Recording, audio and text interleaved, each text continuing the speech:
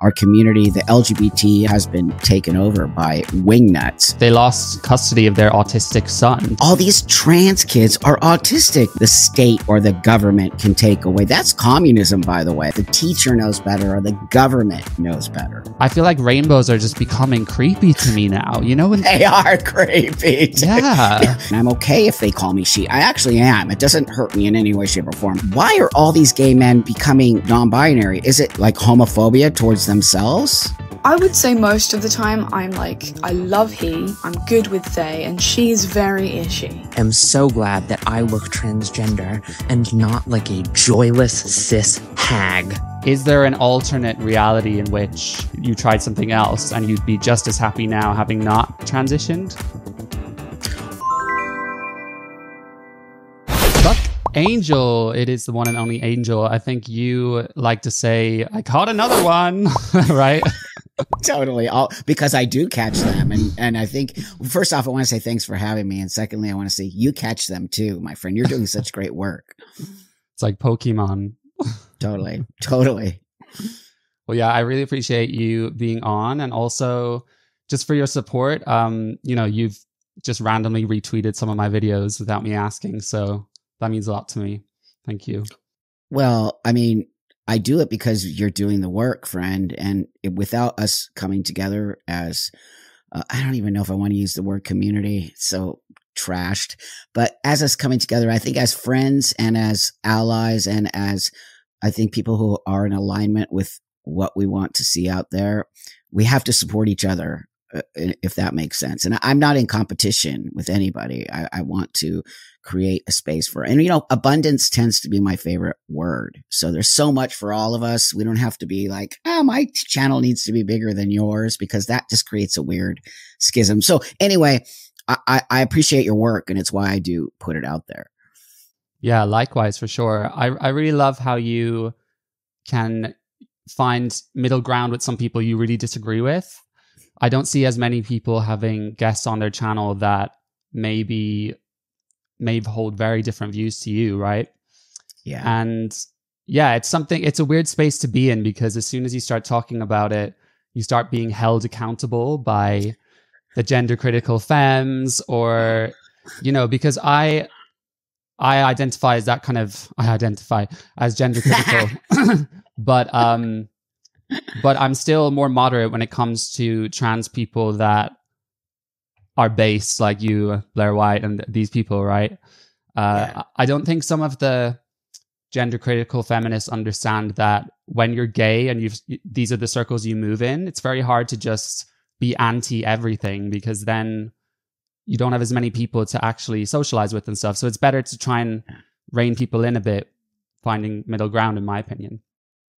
Well, I mean, also that's life. I mean, let's just take all the LGBT pee poo poo stuff over here and gender critical and what's the matter with just in general in life. If you don't walk in a nuanced middle ground space and are willing to sort of find this with people, you're not going to have a good life. And I'm 62, dude. I'm old on some level. And I've really learned a lot by listening to other people, even if I don't agree with it. You actually learn things that way. And, you know, you're also, one of the things I think people are missing a lot in this new sort of generation of sides, and I have to pick a side, is that you miss out on a lot, and you're also allowed to change your mind. You know, that's, I think, something that's missing in common. You are allowed to. Last year, I might have felt different about trans kids, right? But this year, I feel this way about it. And why is that a bad thing for me to change my mind, right? Yeah, I agree. I see videos sometimes of real hardline people pulling up something someone said years ago and then using that as, okay, well, now you're no longer allowed to be part of the conversation, even if you've changed your mind. Which doesn't make any sense. Surely it's a good sign, because what we want to do is change people's minds, right? Well, yeah. And even if, again, I don't agree with where you went, and it doesn't really matter, because just because I believe certain things, does that make me a bad person? Right? I don't believe like in killing people or doing certain kinds of things, right? That's horrible. But my political belief might not align with you. That doesn't me and you can't sort of hang out together and be friends. I have a lot of friends who probably aren't on the same political side as me, and we're still friends. And to me, those are my true, real friends, because we can still have disagreement, but know we love each other for that disagreement. It's a sign of a good friend who has a good level of critical thinking, right? So, Excellent. Buck, what state do you think we're currently in with all of this gender war debate? Because there's differences between the UK and the US, right? So how are you currently feeling?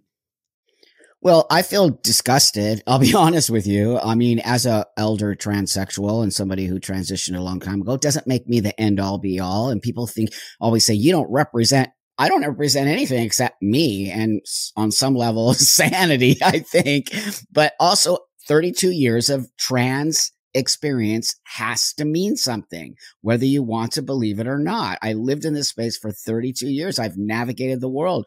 People actually like me. The people who might call gender critical, so many of them still call me he. And I think because I meet them in that nuanced space and I respect their opinion, and I'm okay if they call me she. I actually am. It doesn't hurt me in any way, shape, or form, because the reality of it is I am a female, and so what, right? But I think the state of where we are with gender critical, with trans rights, with gay rights, with, lesbian rights, with children, we're in a very, very volatile, scary space. And I'm not happy at all. I'll be honest with you. I feel our community, the LGBT, and I say LGBT community, has been taken over by wingnuts and people who don't have our mine and your best interest at heart.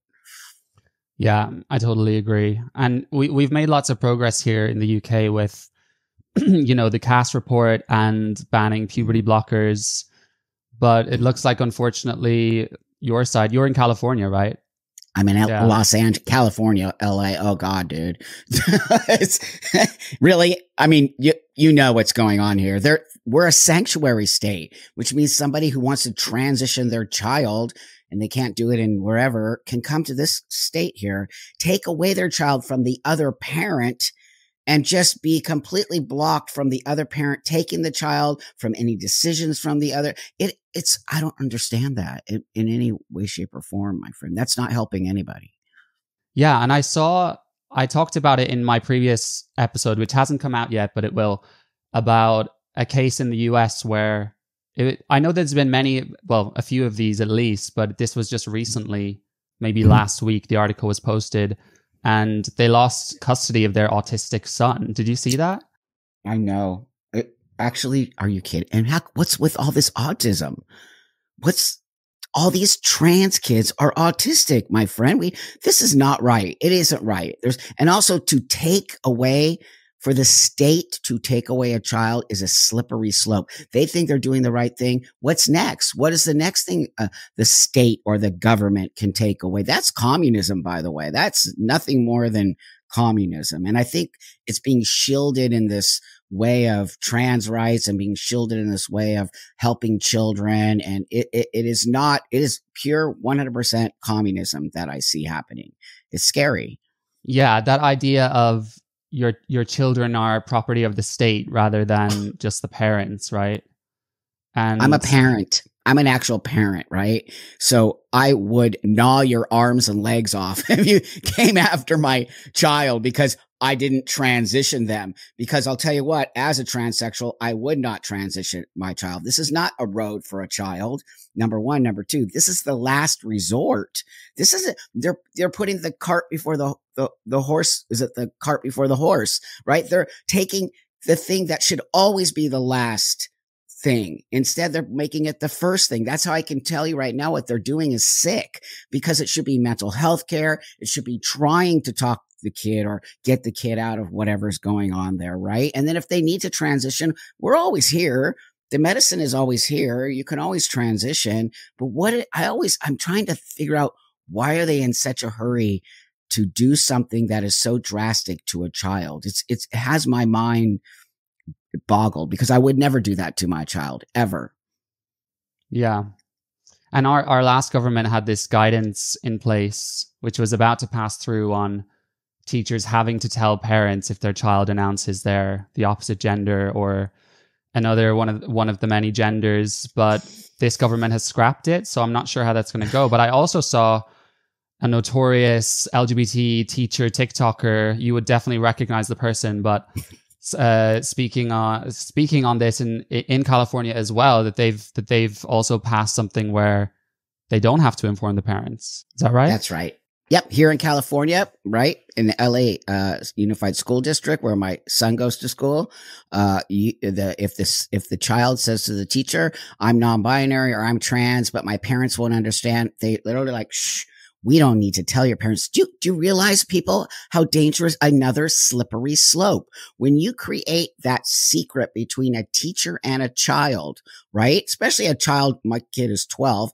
That age, right? When you create that secreted space, we have opened the door for, I call them the P people. You know what I'm talking about, right? We've opened the door for things that are way more insane. And also, why wouldn't you inform a parent? Why wouldn't you want the parent to know your kid is struggling with gender dysphoria? We need to have, maybe he needs some therapy or blah, blah, blah. That's the part that I don't understand. Why would you want to keep a secret from a parent? And why would you want to teach a child? In my household, there are no secrets, right? That's why my kid is so like, hey, I need to do this, or hey, this. And there is an open dialogue constantly, because I never want him to think he can't be honest with me. Yeah. Yeah, I like to use the analogy of the Catholic Church, which sounds really odd, but it actually does, because there was a time when priests always had just this unequivocal virtue granted to them. So if you were a priest, then you must not be able to do any wrong. Yeah. And that's how they used that position, and the fact that they were given that all clear to actually abuse the position. So it's not to say that just your average teacher will seize on the opportunity, but when there is an opportunity to exploit something, the same thing we see like women's sports, right, it's going to have people use that, right? It's just common sense. Right. Well, we've lost common sense, my friend. There's no common sense, and they wanted to do that. I might sound like a conspiracy weirdo, but I mean, how can we not look at it as what we're looking at, right? Because it is little by little, they chip away at these things. Families, they're chipping away at family dynamics. They're really trying to break up family. And I'm a big family person. I believe in family. I lost my family early on in my transition.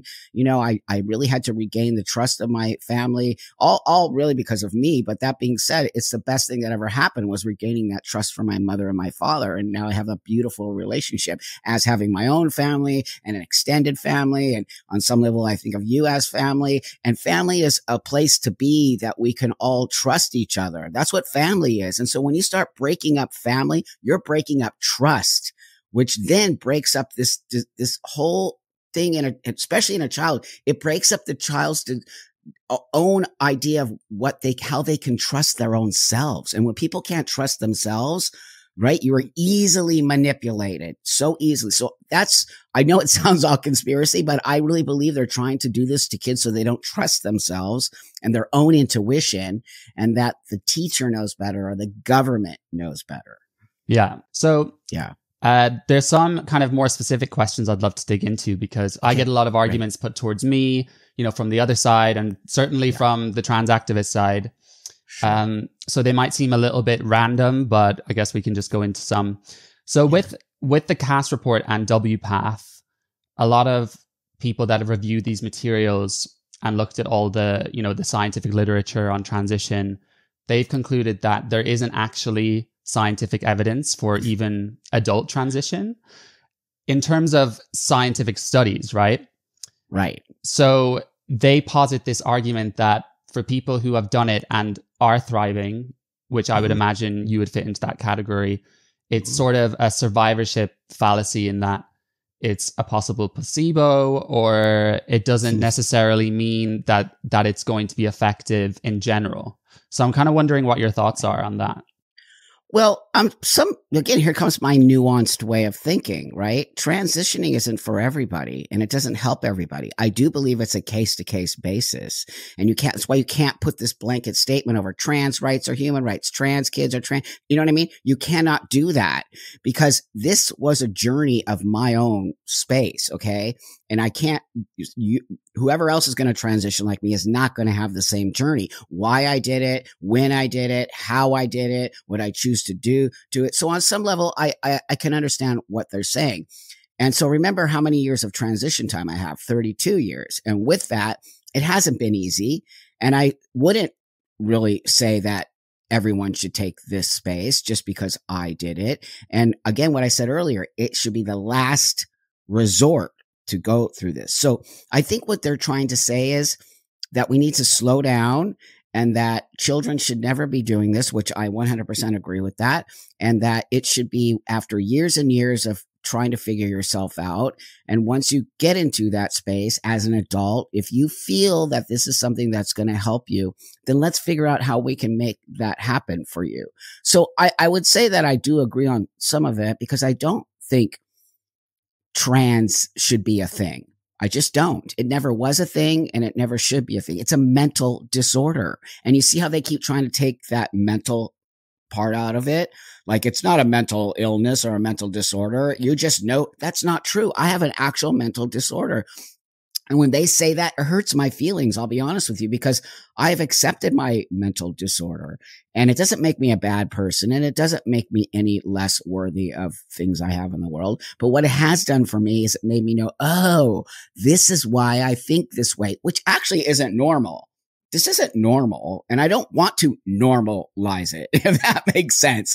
It just isn't. It's not normal for a man to want to be a woman and a woman to want to be a man. It just isn't, because if it was, we would have had it bigger a long time ago, right? How come all of a sudden we have 50 million trans kids when they never existed before? So I think what I'm trying to say is I agree on most of that, but I also will disagree that this doesn't exist. And it does. And there are people who do need this, but it's a very, very small amount of people. Subscribe to my Substack, Jack Jewel Uncut.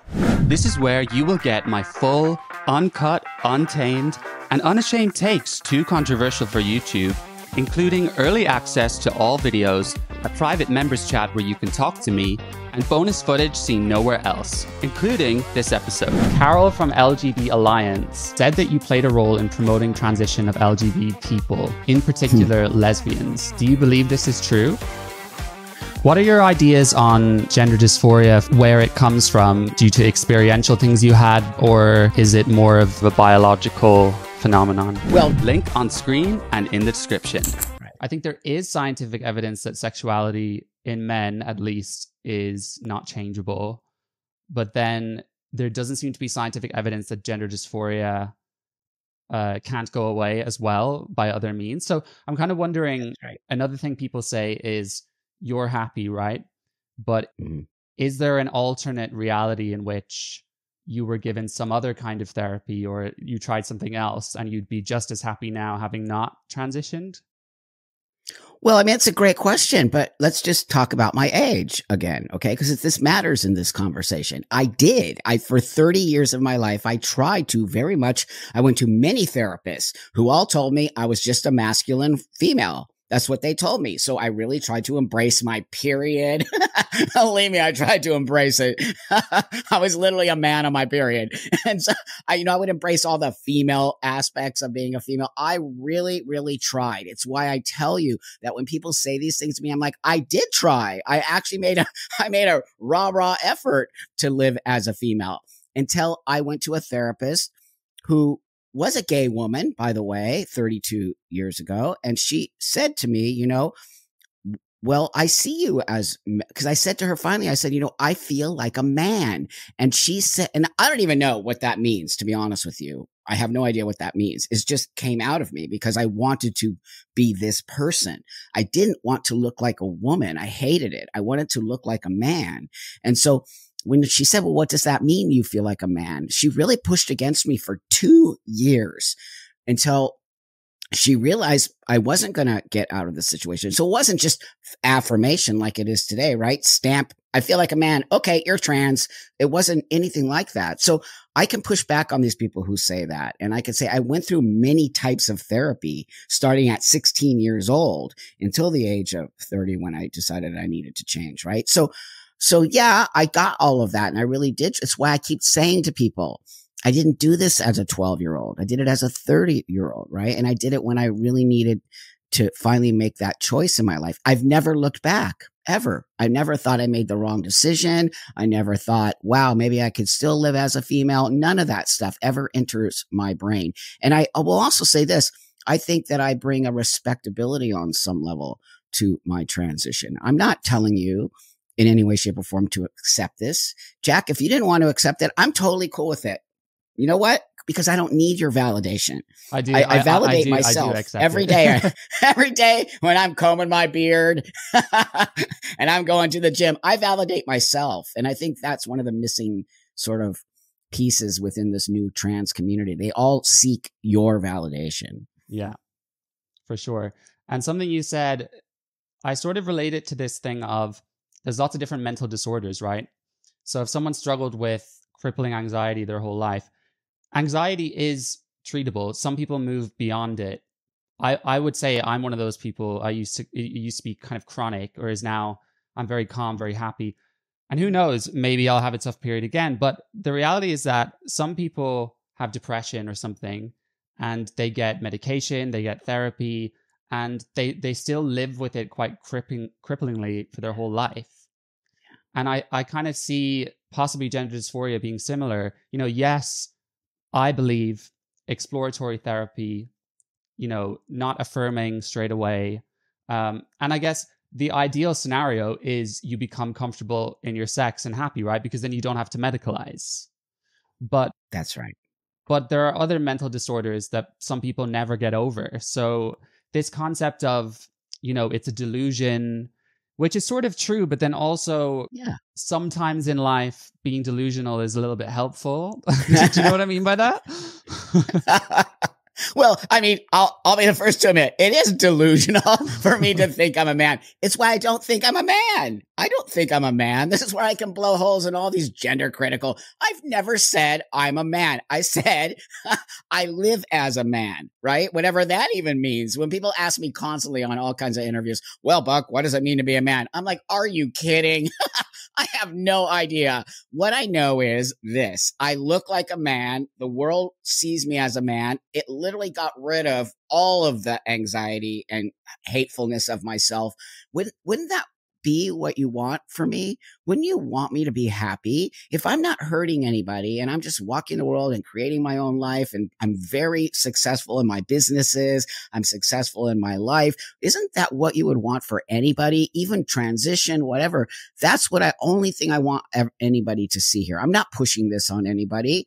I think in some respect, I don't push it. And in fact, I tell people I'm more cautious about it, if that makes sense. I am never pushing myself on anybody. And I think that's where the misconception of a person like me comes into play with this horrible place we are all in right now is that people think I'm doing this so that people will do what I did. I actually don't want you to do what I did. I want you to look and see, yes, I'm successful, but I also want you to take the road less traveled, if that makes sense. I want you to go and do the work for yourself. Figure out why you need to do this. And instead of taking the road everybody else is taking, which is transition. Does that make sense? Yeah, absolutely. And I do get people sometimes getting mad at me for supporting people like you and Blair and Alexis and everything. And they seem to kind of think by being present, you are influencing. And, whether they like it or not, you've done the transition, and this doesn't mean that you just can't be in the public sphere. Just by seeing you, someone is going to be influenced. That may be true, but also you're doing everything you can to stop that from happening.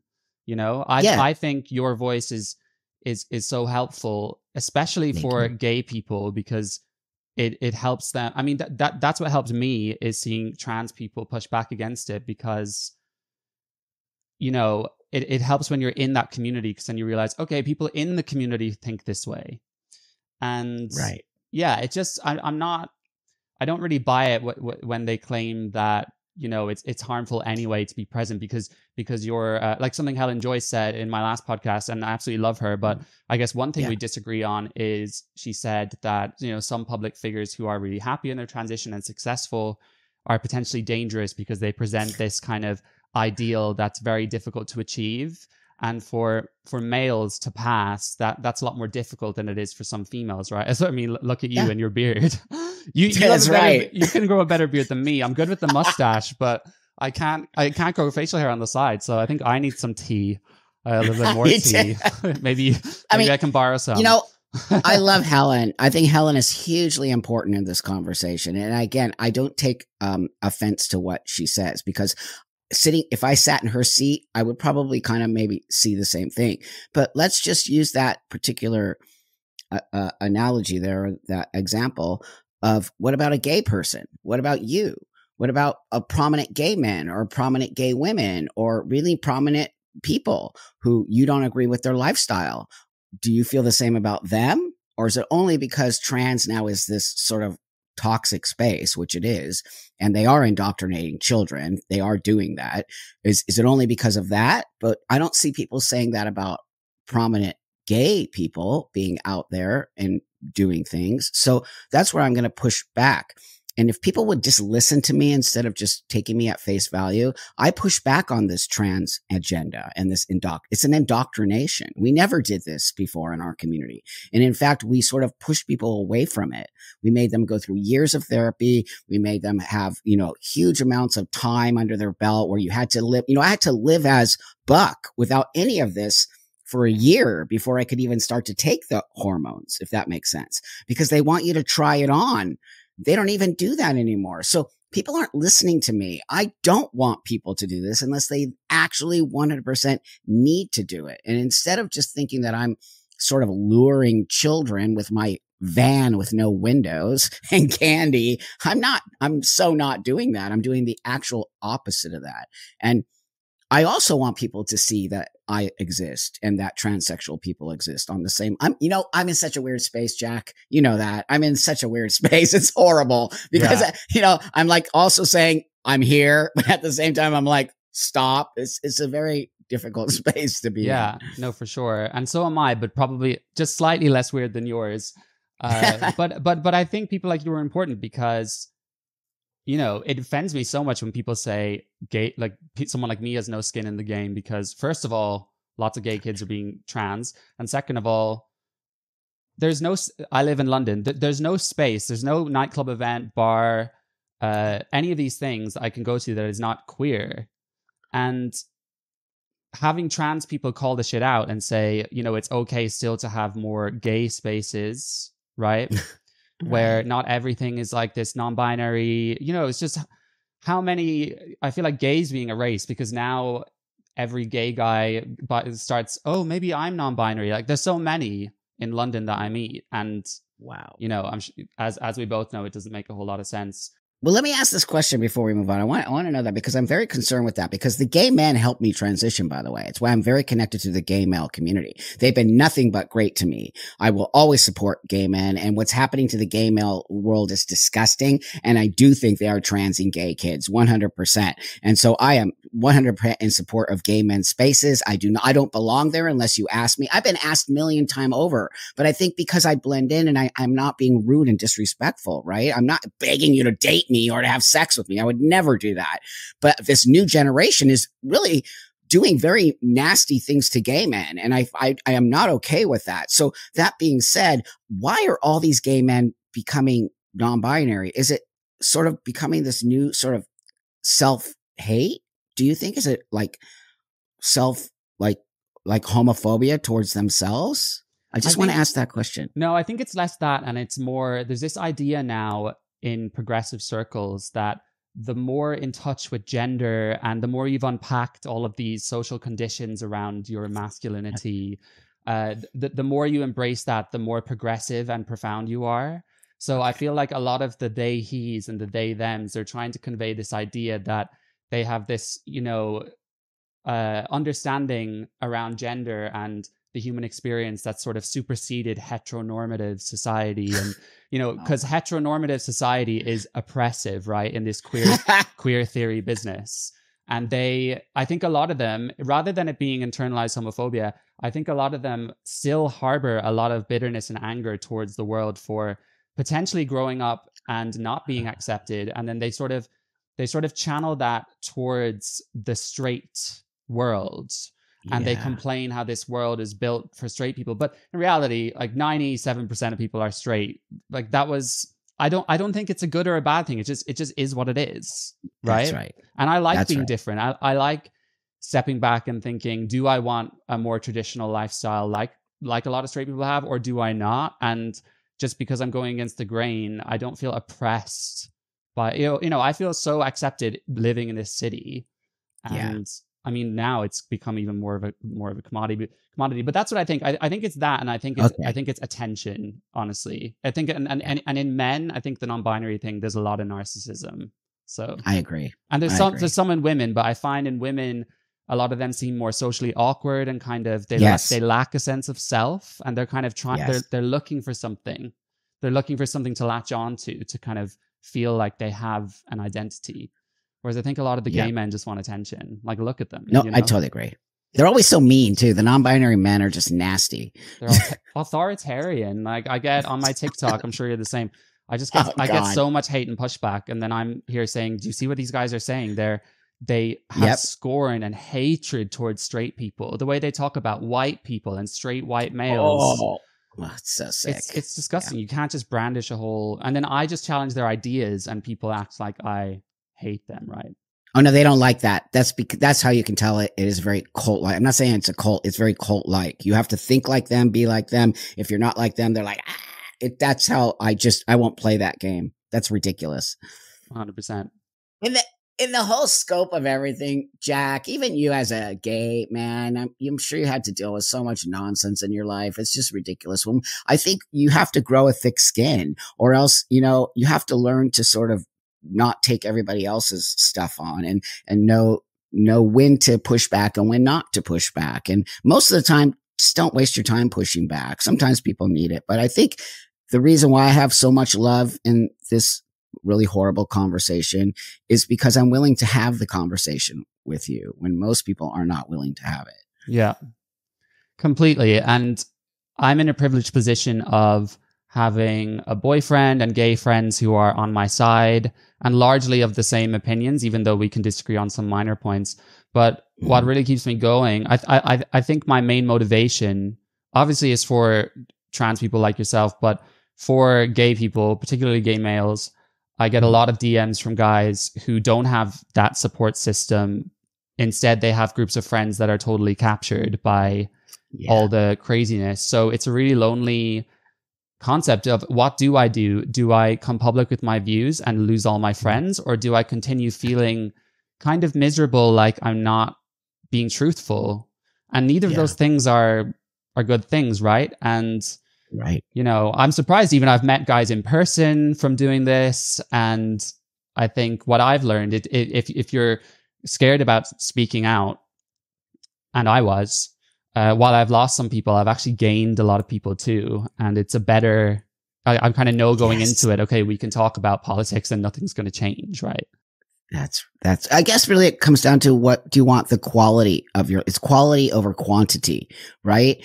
Quality to me is always, I'm going to pick always quality. If I only have 5 friends, I'm good because they're the quality people I need in my life. And I think we need to really encourage people that you don't need to stay in those toxic, because that's like a toxic relationship. And if they had a toxic boyfriend, we would be, get out of that thing. You know, you can't keep getting punched in the face every day. And then he turns around and says, I love you. That is actually gross. So I sort of equate a lot of these relationships in our community as toxic, abusive relationships. And if you are in a relationship with your friends in this community which I use lightly, it's toxic and it's not healthy. And I personally don't think you should stay in it. And I think you're better off being alone for a minute, because guess what will happen? You'll find new people who align with you. I lost the whole community, by the way, if you didn't know that. I used to be loved by the trans community. Loved.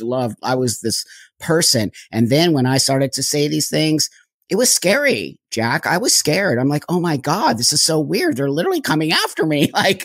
But I really chose, I like to say, my integrity over that, because I was not going to be bullied into taking a stance on something. I could never live with myself if I was like, trans kids are kids. I just couldn't live with myself. Yeah. And I respect you a lot for doing that. I think there are more of these crazy leftist commie queers who probably are questioning things deep down, but they're not even allowing themselves to go there, because, if you think of some of these influencers like ContraPoints and Matt Bernstein, who have they have huge platforms, right? So if they were to say, oh, maybe the rate of detransition isn't 1%, that's gonna, and I replied to Matt in one tweet saying that, and he instantly blocked me. So you see, of course, that their method is, I need to shut out any opposing view to, like, it's like a conscious, I'm going to stay in my echo chamber. But just so we have enough time, Buck, I think we've been quite serious so far. And the time has come to react to some crazy trans TikToks. Oh my God, dude. I love you so much. And who knows, maybe you've seen some of these before. I hope you've not.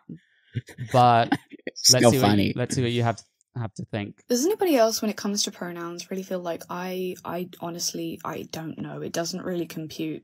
And I mean for myself. For other peeps, I get it. For me, I'm like, I have no idea what's going on. I would say most of the time I'm like, I love he, I'm good with they, and she's very ishy. I've got a weird relationship with she.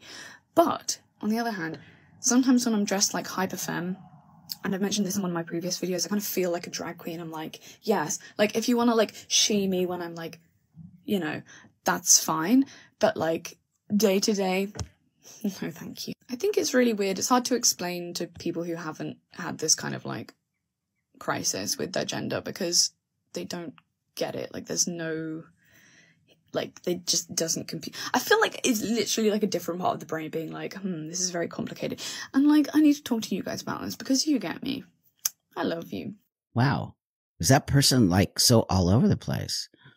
Yeah, this is what I was saying about these non-binary girls, is that they've extrapolated their mental health struggles and search for meaning and then just put it onto gender, right?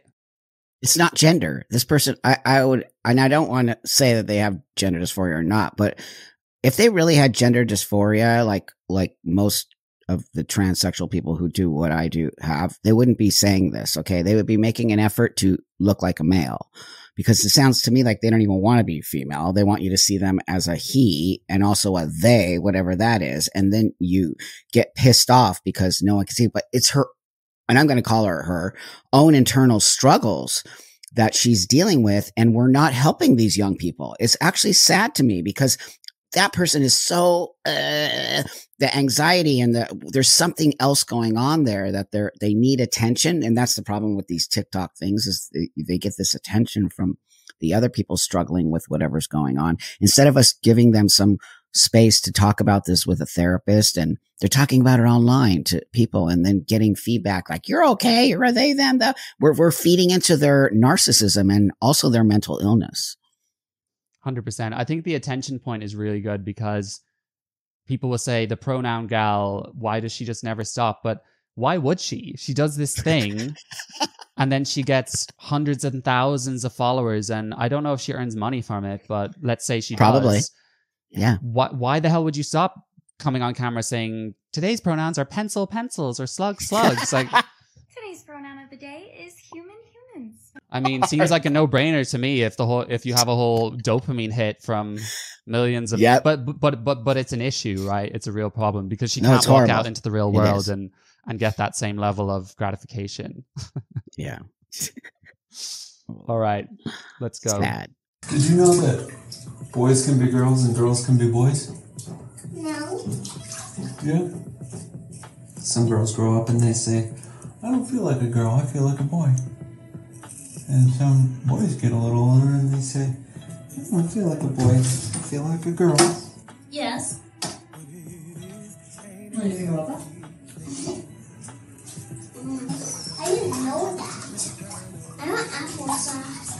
Well, we're always learning new things. Here you go. What? Wait, is he talking to a young kid right there? Yeah, I think it's his child. Yeah. Oh, is he that dad who has all those trans kids? Who's on TikTok? He's not that one of the them? Irish dad, or Yeah, is that the Irish dad, or is that this is a different one? If this is another one, I'm gonna puke. could be First another one. off, I tried to. that's child. See, he has Sorry. his handle. I tried to find him, but sometimes You after couldn't. Libs of TikTok hounds these people, they change their username. Dude, totally. Hey, they deserve it. To be honest with you, that's pure 100% child abuse. You are lying to a kid. Okay. I'm so sick and tired of this. Okay. So let's just say this. If you have a trans kid, okay, and you're telling your kid boys can be girls and girls can be boys, let's just say now they start believing that and they start going to school. They are first off going to get teased. Secondly, as they get older and maybe they start transitioning with this idea that they're actually becoming a girl or actually becoming a boy, and then they get old enough to start having to go to the locker rooms and go in there, and they don't have a penis as a right when he's a boy becoming a girl, he has a penis, and then a girl who still has her vagina. How are you going to explain that to them after, since they were 4, you told them that they could be a boy and a girl? Do you understand what I'm saying? Yeah, it's setting up this false promise for them. It's actually horrible, and he's not even saying some girls end up identifying as boys, which is still, I don't think any of this should be given to kids. Nope. But he's saying they can actually be girls. It reminds me when I was younger, I think I was probably 10 years old, and my cousin, 3 years younger than me, they said something about I was wearing this Lion King sweater or something, and they said, oh, you can have this when Jack is too big for it. And then she said, oh, but I'll have to wait until I'm a boy. And she was just kind of thinking, oh, when people move through different, young kids actually don't know that sex is fixed until a certain age. That's right. But imagine if someone had said to her, oh, you want to be a boy? Well, maybe we should get that checked out. And you brought to this gender clinic, because this is how it happens, right? Yes. That's right. My parents are appalled. My parents are 85 and they're like just appalled at what's going on when they see puberty blockers. They're like, we would have never done that. You struggled with your stuff. We were there. My parents really did a great job in the 60s. Imagine the 60s dealing with all this nonsense, right? And so my parents actually did do an incredible job. They just kind of let me be, but they never once did my parents ever tell me I was a boy. Never. Ever did they do that. And that's why I think I'm sort of grounded around, even when I transitioned a million years ago, I didn't think I was becoming a man. I never thought that. We never said that in our community. We said you are transitioning to live this way, right? That's why this whole new movement is based on some kind of weird ideology. It's not real trans sexualism at all. Yeah. That's why I think we need more studies, which would be helpful, so that you can hopefully identify the adults who are more likely to benefit. But then also the doctors need to say, you can do this. And this is something Helen said, which I like. She said, you can do this, but let me be clear. This does not mean you can enter all spaces. You can enter women's sports. And there's going to be loads of people in society who don't accept you as that sex. Do you still want to do it? Right. Well, that's what my therapist said to me. My therapist actually said that to me. Like, you don't get everything you want. And that's what I keep trying to tell everybody. This tickle versus giggle nonsense that just happened. I'm so mad at that, because that person is actually destroying all the rights not only I have fought for and traveled the world fighting for, but the people before me. We just fought to be accepted in society. We never wanted to take your space. We never wanted these kind of things to happen. And this is actually ruining so much for us. So that narcissistic weirdo, Miss Pickle Tickle, whatever that person's name is a complete psychopathic narcissistic male who now is acting as if they are a woman. And that's how I can tell you that I can blow a hole in their whole nonsense. They know they're not. It's misogyny at its finest. And so any real transsexual person, I hate even using that word real, right? But a person who really understands what this is about knows that we're not really changing our sex. We know we're trying to assimilate into society so that we feel better about ourselves. And on some level, you feel better and we and you can converse and not have a weird schism between each other. Yeah, it's 100% the autogynephilic issue because not all of them, but a lot of those males, they need society to see them as a woman to kind of square the circle that they're in love with this woman. And if you do something like say you're not allowed on this app, it breaks their fantasy, right? It's like I know, devastating. And what's annoyed me is some of the corporate press has said transgender rights case, but this was not a transgender rights case. It was a women's rights case. Right? God, dude. I mean, I'm so mad at the misogyny. It's disgusting and horrifying. 100%. Okay. Oh God, I keep seeing cis women get all upset that people in their comments are telling them that they look transgender as if that's the worst thing in the world. Oh, what? You're upset because people think you're hot and cool? Because I know it's not that you think that they're telling you that you look like a man, because that would be transphobic now, wouldn't it? I am so glad that I look transgender and not like a joyless cis hag. But y'all stay safe out there. Wow, dude. I mean, that person is always saying stuff like that. And you can just read right into it. They are so mad that they don't look like a woman. So they're mad at women. This is what the whole basis of this new trans, they're all AGP and again, here's the thing. I don't want people to think I'm mad at AGP. I'm not. Why don't we just accept it? Because it's just how it is. And there's so many cross-dressers coming in here and fetishists. And these aren't people who really just like myself or even Blair White, who just want to transition, be a woman and man and move back into the world. They want to be angry. And because this person isn't passing, now all cis women are the evil devil of the world. And I mean, wow, friend, how come we don't have mental health at the top of our list? These people need mental health care. They are, to me, they're on some level also feel very dangerous. The energy coming out of that one feels dangerous. Yeah.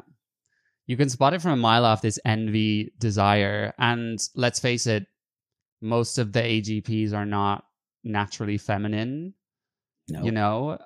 That's right. So it's this very masculine energy with obviously the clothes and everything.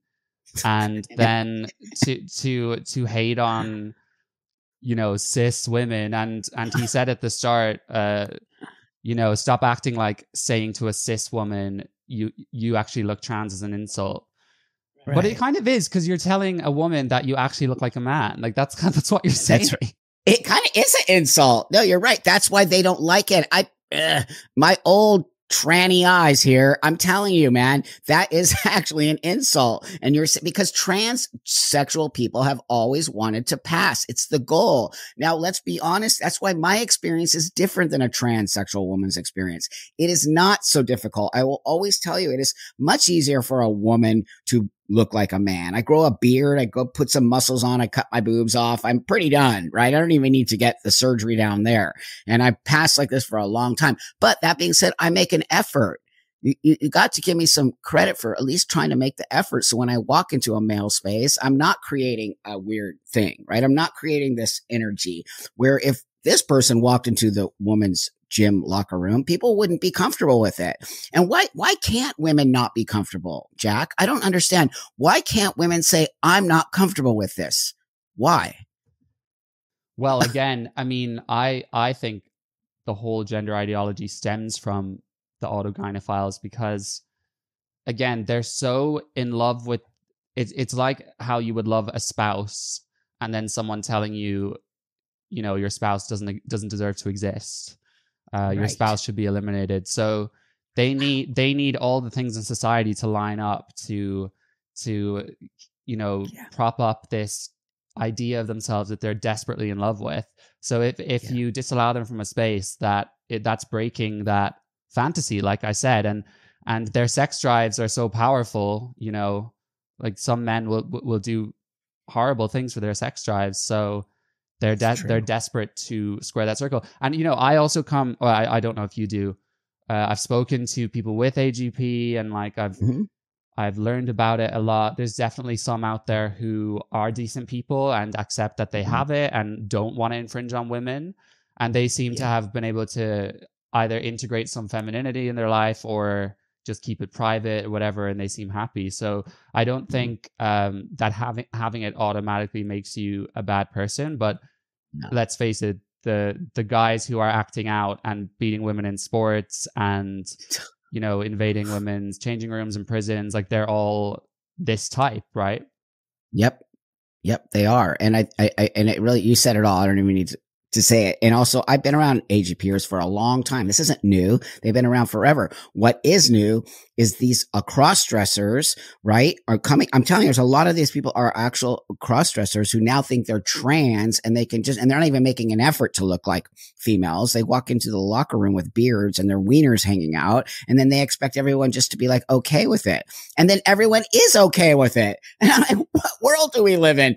I'm not okay with it. Okay. I'm not okay with my partner, who happens to be a woman, going into the locker room and somebody like that. I'm not okay with it. And so, I will continue to speak out against that. I don't care if people think I'm transphobic or whatever. That's not trans. That is something else. That's a fetishist. They get off on women being scared of them, by the way. I think that they actually get a boner from like the women going, ah, and it really on some level is part of the fetish of this pushback that they get.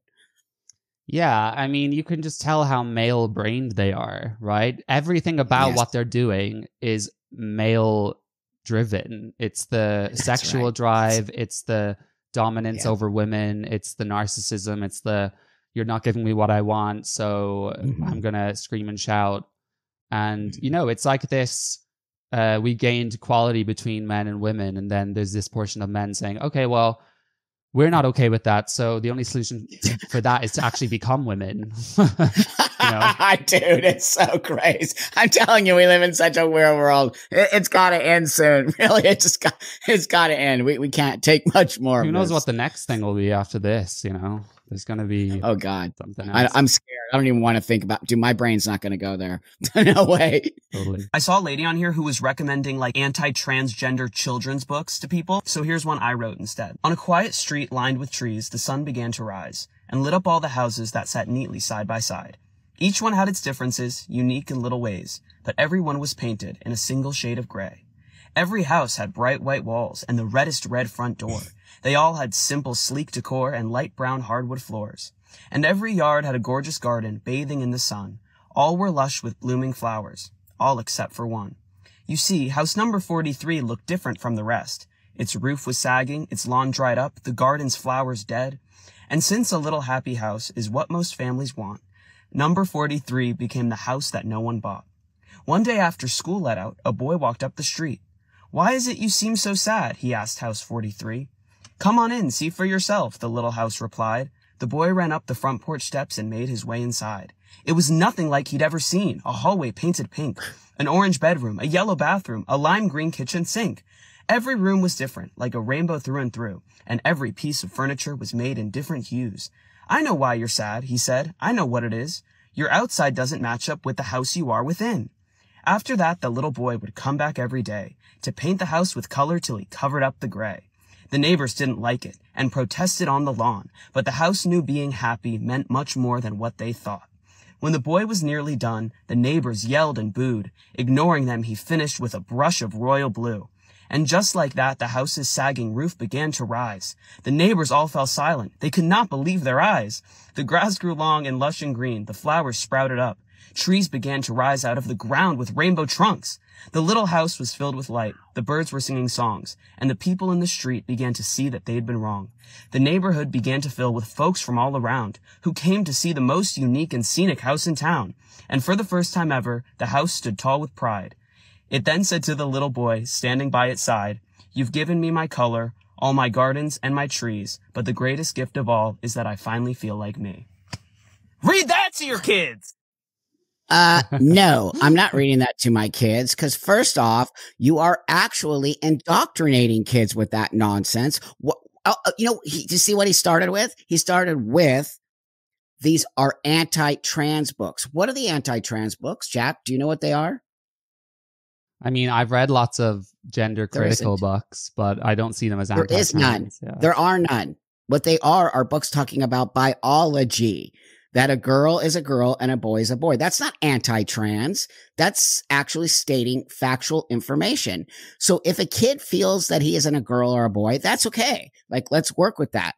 But to me, putting a book like this on the shelf is saying to a kid that they can, again, become a girl or become a boy. Transgender is not a thing. It's not an identity choice. I keep telling people, this is not my identity. It is my mental disorder.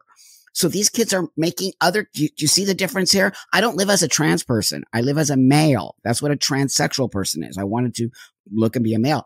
These people are indoctrinating people to take on this identity of trans, and as if they're all sad and lonely on the outside and all this pink and blue and stuff on the inside. That is pure 100% total indoctrination. And I find it disgusting. And I also find it very anti-trans, to be honest with you. Yeah. These things are weird because, right, he seems like a nice person overall. Maybe. You know, he has clearly a big talent for writing, and I don't know if he illustrated the books, and it's funny how some people are using that and then doing such destructive things. It's like that queer kid stuff, although I don't think she's talented actually, but there's lots of these people who are putting time and effort and blood, sweat, and tears into this stuff. Yeah. And what I really find problematic about this video, about the story, is that the gray house. So essentially, the kid who's not been medicalized has no friends, has no family. Everyone hates him. Everyone hates that kid. That's not true. It's telling the kid that if you're trans, your parents probably hate you. They won't accept you. You know, you don't have any friends. And it's also this thing, like you said, this kind of Marxist idea of, let's separate the child from the people that are actually love them the most, so that we can buy them into these ideas. And also, I feel like rainbows are just becoming creepy to me now. You know, they are creepy. Yeah. I mean, how can you not look at that and think of indoctrination? It's so weird. I'm just like, what are you talking about? First off, people don't necessarily hate me, dude. It was my own internal struggle. I didn't walk the world people hating me because I was transsexual. People didn't even know that. You know what I'm saying? Like, I barely even knew it myself. So you're right. That's a really great analogy or way to look at it, because the outside house is all dark and everybody hates you. Nobody hates you. So that, you're right. They're putting that in these kids' head that everyone hates them. And that's why they're coming after everybody. Oh, there's 500 million anti-trans bills. Really? Name one, because that's not true. Number two, everybody hates you. Really? How do I have such a beautiful, amazing life if everyone hates me? So it is actually so destructive. And so, when I keep saying I believe this movement is actually anti-trans, because it's teaching people that trans is an identity when it is not. It's a mental disorder. And two, that everybody in the world hates you and cisgender people are bad. It's just absurd. Yeah, for sure. I think, some people in my personal life will push back on me and say, why are you reacting to these people? It's bullying. Everyone has their own experience. And I do agree with that to an extent, but also, this has to be called out, because this TikTok has 3 million views and it's full with comments of just adoration. That's 3 million people. God knows how many of those are children that have seen it. So we need people here saying, no. This is the public space now. We have this social media world where you put stuff out there and, you are leaving yourself open to scrutiny, right?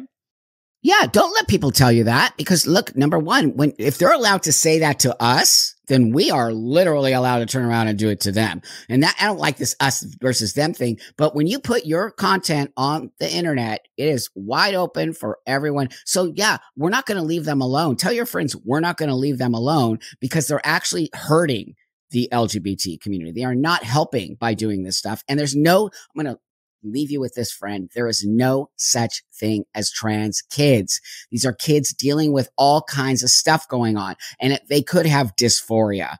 But in order to understand your dysphoria, you first have to go through puberty. Majority of these kids, once they go through puberty, they're right back to normal again. So we've proven that. There are studies actually with that. So no trans kids, leave them alone. They have stuff going on. Give them a toy and let them go play, and they'll be totally fine.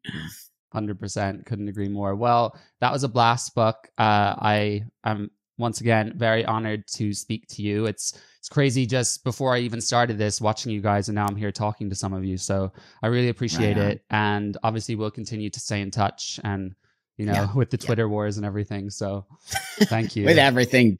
Well, it's an honor to be on your show. And really, I'm just going to also tell you that thank you so much for stepping up. We need people like you to step up, because the more of us that come together, we're going to make ground. I can already see it. You're doing so much great work. You're actually super smart, and really your commentaries, I listen to them every morning on my dog walks.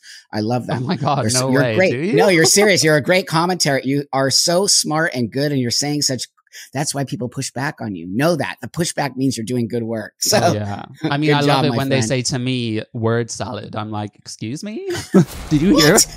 Did you hear my argument? Dude, you're so smart, intelligent. You say things that are just so. I'm like, yeah. I'm like walking, going, yes. Oh, right on. That's very kind. That's very kind of you. Well, I appreciate all your videos, and I'll continue to watch them. And right on. Thank you so much, Buck. Have a great day. Okay, have a great rest of your day. I'll talk to you later. Bye.